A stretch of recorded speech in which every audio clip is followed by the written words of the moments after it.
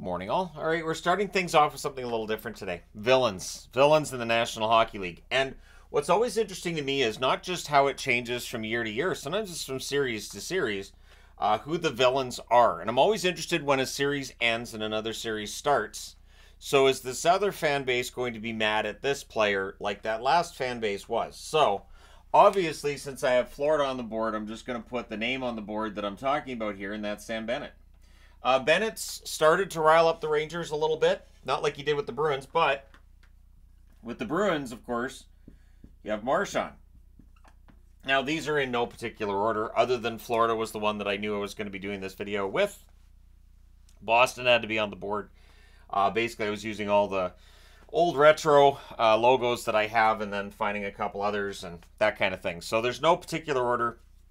Other than, yeah, Florida. Because there's a lot of talk about how Florida's become the villains. Brian Russ talking about how during the regular season we played against Florida that there were little, shots after the whistle and stuff like this. And he thought the intensity was a little high for in the middle of January.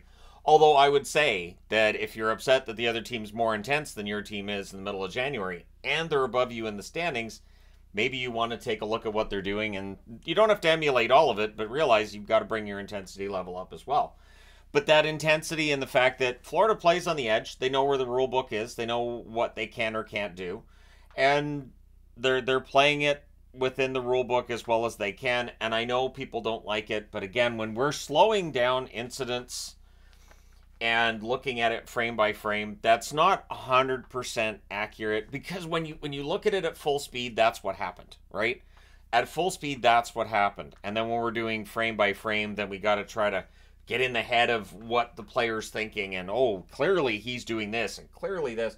And so I generally don't do that. I look at it at full speed. So the Marchand Bennett thing, of course, there were plenty that when Bennett knocked Marchand out of the game said, well, it's Marchand. He deserves it. He 100% deserves it. Remember when he licked those guys? Remember all those sucker punches and stuff? He deserves it. And so there's always going to be that residual hate for the Boston Bruins. Throughout the entire time I've rooted for the Bruins going back to the 80s, there's always been some level of hatred. Now, the one team that's still in the playoffs I don't have on the board is Dallas. I really, thinking it over, I can't think of anybody on Dallas that is like widely disliked, or that a reason fan bases outside of Dallas would really not like the Dallas Stars. If you're an Oilers fan, you're in the series right now, you may have an idea or two, sure. The Oilers I wasn't necessarily going to put on the board either, but the reality is that Connor McDavid is now dealing with the same thing that Gretzky, Lemieux, to some extent Lindros, Yager, Crosby. When you're the best player, most talented player in the game, there will always be a large, very loud group of fans who say, he's overrated, he's not that good, I don't like him, he's arrogant, he's this, he's that. I remember, you can't hit Gretzky, why can't you hit Gretzky? The guy's such a baby. And it was true. You couldn't hit Gretzky. And then when Lemieux came out and talked about how, basically his back had been destroyed and he was just, not able to continue playing and it wasn't fun to play, there was plenty of people who said, well, that's really a whiny response. Just go out and play hockey. When he couldn't. He needed help tying up his skates because he couldn't bend down to tie up his own skates. But that's what McDavid's going to get. And then, of course, there was the missed 4-minute penalty against Vancouver, and to this day, Canuck fans will make it sound like he almost decapitated poor Quinn Hughes out there. And again, was I upset at the time that the call was missed? I mean, yeah, but you kind of have to let that go. Sometimes sports fans don't let things go. I feel like it's important to, because after 40-plus years of watching hockey, if I wasn't letting stuff go, I'd just be this ball of rage all the time. Just screaming and yelling about every single bad thing that ever happened. Now, Philadelphia, and again, these aren't in any particular order. I didn't go through, I have to have these teams in this order. Philadelphia is kind of a bit of a... Here's the thing. So for me right now, I can't find a reason that people might hate Philadelphia, but it's the Flyers. The Flyers have always, going back to the 70s, been a team that people find a reason to hate. Now, there's the possibility that Tortorella could be the reason people at this point in time may not like the Philadelphia Flyers. There are certainly those who are not big fans of Tortorella. But I also think that certain teams, certain looks will generate a dislike amongst fans. And I think Philadelphia and Boston are two cases of that, where you see those jerseys and you think back to, in the case of the Flyers, Broad Street Bullies, if you're old enough, you may not have liked Eric Lindros. You may not have liked that era of Flyers either. But again, Tortorella does tend to be kind of polarizing, so I'll have him on the board. And you know what? I'll leave him shifted off to the side. Now, what's interesting is, so I'll get the Hawks out of the way first. The Hawks, a lot of it is...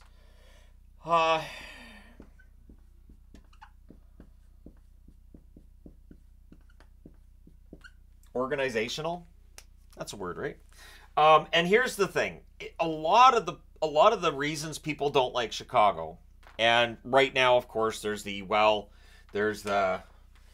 I guess I could put Bedard in here, because when Chicago won that draft lottery last year, lots of people said that's stupid, that's terrible. How dare Chicago win the draft lottery? And I understood that sentiment at the time. People saying, well, they shouldn't still have that draft pick because of, and all of the incidents, which is the reason I'm putting organizational. But where it gets a little tricky for me is almost everybody in the organization that was a part of all of the stuff that people don't like about the organization, most of them are gone. The Chicago Blackhawks organization right now is a very, very different organization than they were even like 5 years ago. Players have changed. The coaching has changed. The organization's changed at the top. Basically, it's all been a reset. But again, that dislike for the Chicago Blackhawks still lingers. It's still there. I totally understand it. And I don't know how many more years that's going to continue, because it always does kind of fade a little bit with time. But in Chicago's case, it's tough to say, because there's this idea that they're somehow they're the preferred team in the National Hockey League. I don't have Pittsburgh on the board, but that's been said of Pittsburgh as well, but not recently that I've seen. But I do remember 2017 when they repeated, especially talks of, well, clearly this is the NHL's favorite organization. That's why they keep winning. So, and I'm not saying I agreed with that. I made jokes of it. I had fun with it. I know when I went out on Halloween dressed up as a blind referee, I made sure I was wearing a Penguins hat for the lols. But the reality is that I don't buy into all that, but I do understand. And again, Connor Bedard, there's going to be the dislike for Bedard for the same reason as McDavid.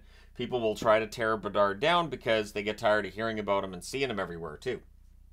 There's that. There's the, is he seriously on my TV screen again part of things. Now, with the Tampa Bay Lightning and the Vegas Golden Knights, it's 4 letters, isn't it? LTIR. And it's not that Tampa Bay has used LTIR this past season, but just, yeah, people don't like it. People don't like all the LTIR stuff.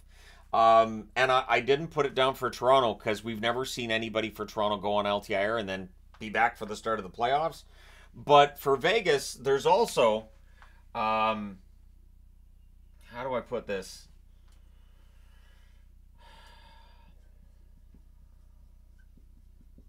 I know that the fact that the way that Fleury especially left the organization, that Vegas was not very well liked. People didn't like the way that Marc-Andre Fleury was treated on his way out. Basically just traded for nothing. And that it was just a cap move. And then they do that with other players as well, right? And so I get why Vegas does it, but that loyalty, not something people liked. And then with the LTIR thing with Tampa Bay, I'm not going to put it on the board. You know what? I'm gonna put a name up for Tampa Bay as well. So when they won the Stanley Cup, and you see Kucherov partying, wearing a T-shirt that mocks the fact that they were so far over the salary cap when they won the Stanley Cup, kind of made him a supervillain amongst hockey fans. Absolutely.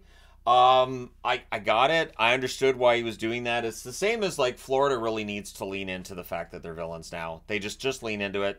Just go, you know what? Yep, fine, we're villains. That's fine. People don't like us. That's fine.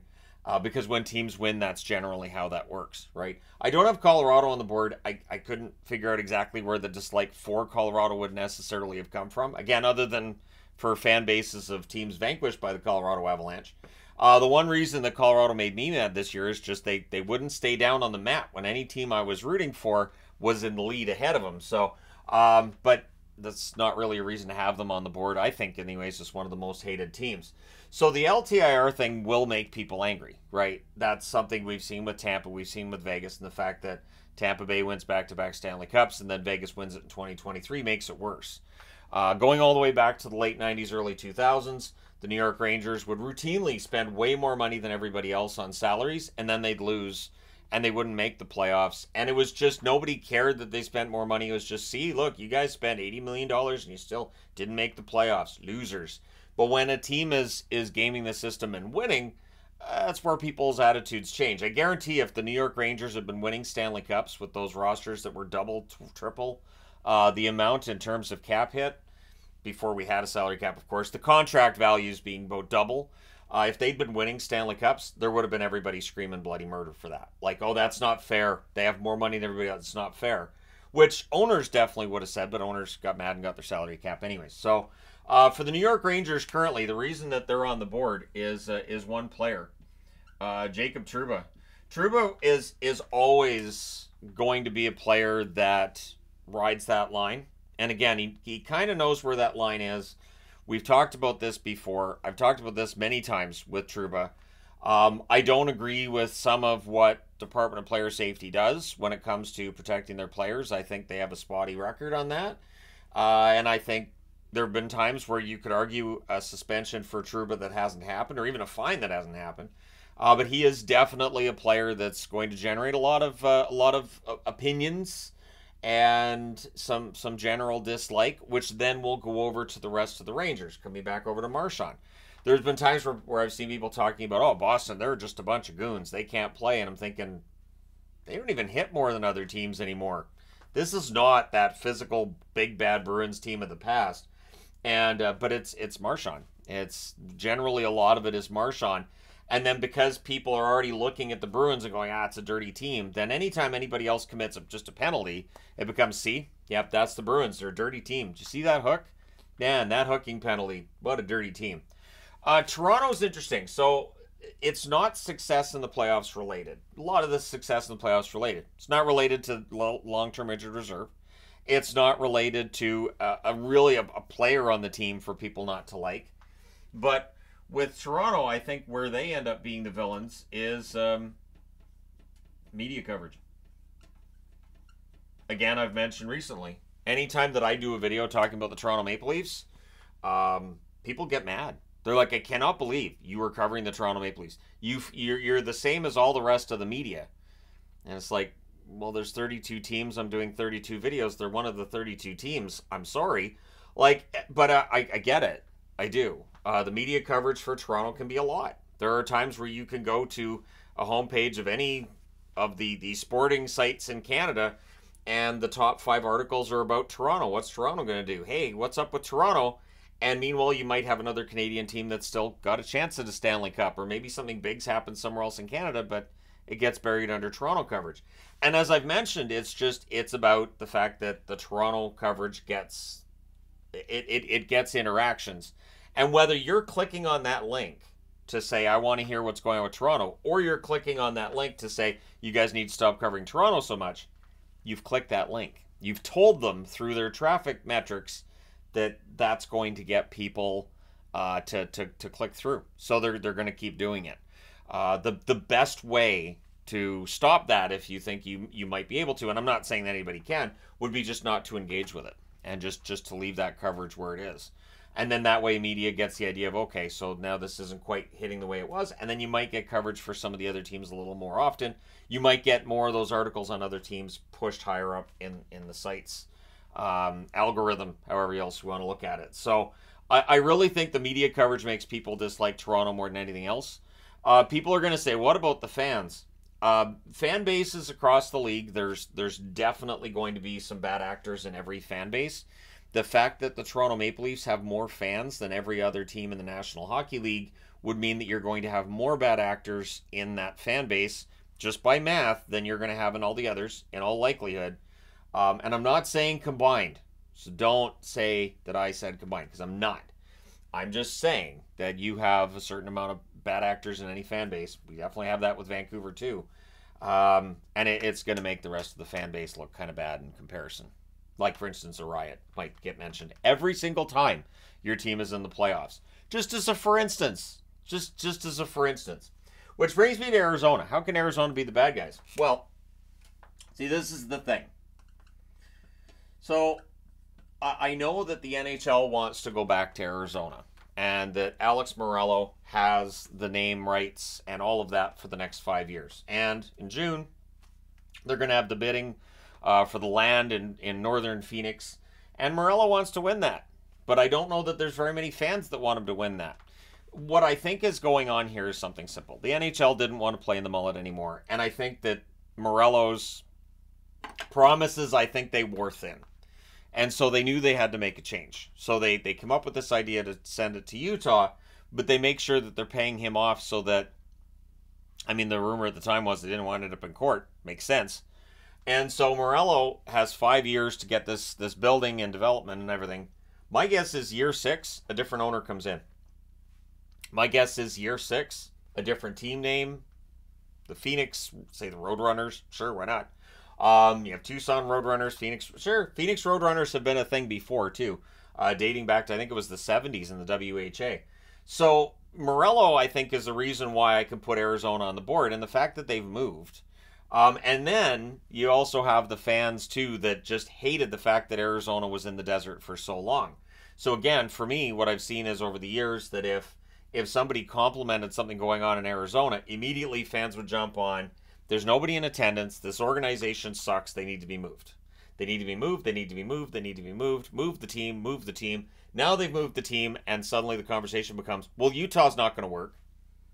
Okay, so Utah's not on the board, but could they be on the board next year? Oh, they're ripe to be on the board next year. In the event that Utah has a pretty good team, in the event that Utah takes the ridiculous amount of cap space they have this summer, and they actually weaponize it and they put together a pretty good team for next year, and if they suddenly are a playoff team and they look really, really good, they're a good young team with that cap space, yeah, people are going to hate that. Arizona fans would hate that because you're watching a team succeed after they left. Ask Quebec Nordiques fans about watching the Avalanche win the Stanley Cup in the first year they were in Denver.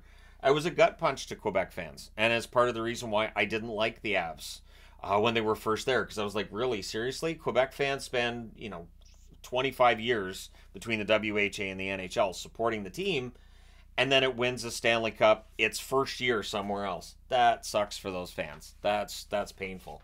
So, let me know your thoughts. Who do you think the real villains in the NHL are at this point?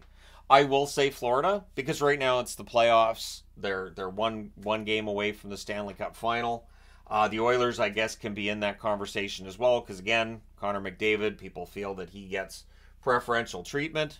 Oiler fans hearing that are getting ready with the keyboards right now. Preferential treatment, he gets bugged all the time. And I've done videos on that too, when it comes to McDavid over the years. And there's definitely been that discussion. I guess with Toronto, I could have put Matthews up there, but again, that's part and parcel with the media coverage. You kind of get fans can get tired of seeing certain people on commercials all the time, or seeing them in advertisements online all the time. So yeah, it's that same thing about that saturation point. But again, for me, I think right now it's Florida. If they win the Stanley Cup, it'll remain Florida for a while. But let me know your thoughts. Which team do you think in the National Hockey League would be the villain right now? So again, my vote, and I'm going to use a Dalek magnet, which of course is from Doctor Who. I'm going to put it next to Florida right now. And Florida fans, don't worry, it's a compliment. Coming from a Bruins fan, it becomes a compliment. Back in 2011, when Boston and Vancouver were in that Stanley Cup final, they were the most hated teams in the National Hockey League. I don't think it's close. I saw plenty of fans back in 2011 saying, I don't care who wins, I'm not watching.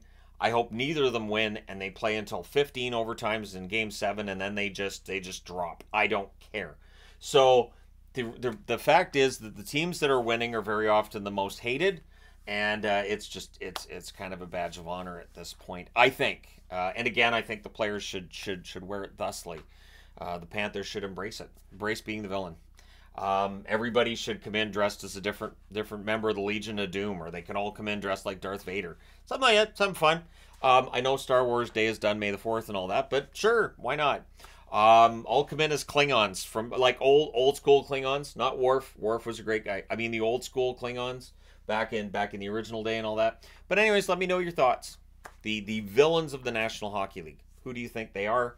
And again, if it's a team that's not on the board, give me your argument for why they should be on the board. It should be interesting because I know that you can make an argument for a lot of teams. I just wanted to focus on these 10. And again, with Philadelphia, it's hard to track down a player. It's just that Flyers jersey will always cause dislike. And honorable mentions to Pittsburgh, probably to Washington too, because they made the playoffs when other teams didn't. Honorable mention to Vancouver as well, because more of the fans, I think, than the team on the ice. But you guys can let me know your thoughts. Hit like and subscribe if you haven't done so already. Thank you guys so much for all your support. I will talk to you again soon.